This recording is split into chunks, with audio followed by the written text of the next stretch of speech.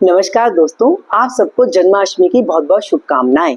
जैसा कि आप सब लोग जानते हैं कि जन्माष्टमी भाद्रपद मास के कृष्ण पक्ष की अष्टमी को रोहिणी नक्षत्र में मनाई जाती है।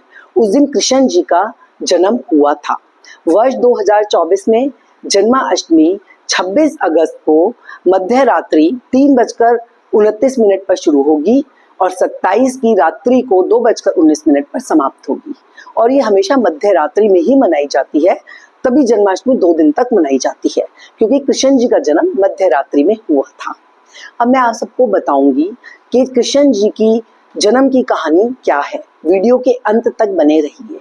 भगवान विष्णु कहते हैं कि जब जब भी धरती पर पाप बढ़ जाते हैं तो मैं अवतार के रूप में प्रकट होता हूँ।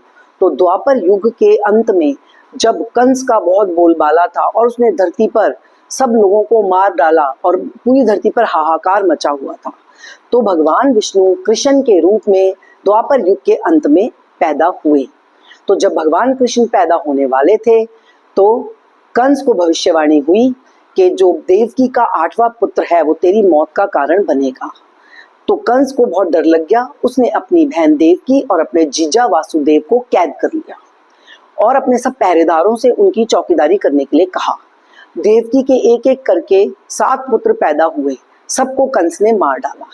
अब जब 8वां पुत्र यानी कि कृष्ण जी जिस दिन पैदा हुए, उस आधी रात थी, बहुत बारिश हो रही थी, जेल के सारे दरवाजे अपने आप खुल गए और वासुदेव को भविष्यवाणी हुई कि तुम कृष्ण जी को लेकर गोकुल में छोड़कर आओ।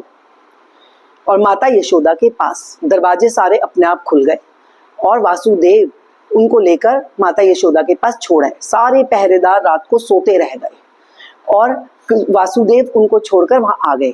तब से जन्माष्टमी मनाई जाती है। तो आप सब बोलिए मेरे साथ मिलकर, हाथी घोड़ा पाल की जय कन्हैया लाल की। और कहते हैं जब युद्ध हो रहा था कुरुक्षेत्र का, तो कृष्ण जी अर्जुन को कहते हैं कि जब जब होता नाश धर्म का और पाप बढ़ जाते हैं, तब तब मैं अवतार लेता हूँ, इस धरती पर जन्म लेता हूँ। तो आप सबको मैंने बताया कि जन्माष्टमी क्यों मनाई जाती है। तो उम्मीद है आपको मेरी वीडियो पसंद आई होगी। नमस्कार दोस्तों।